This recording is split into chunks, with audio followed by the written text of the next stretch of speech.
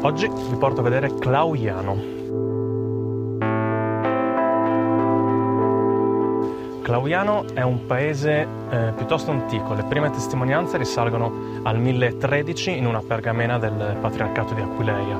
Successivamente, nel 1477, Clauiano passa sotto la Serenissima e vi rimarrà fino al 700.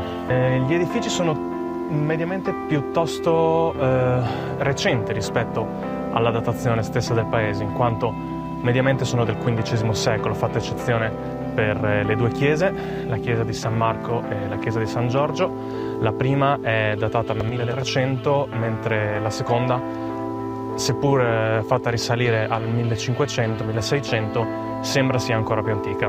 Gli edifici sono costruiti principalmente in pietra e sassi con travatura in legno e molti hanno questi tipici portoni tondi con spesso un blasone o uno stemma come chiave di volta.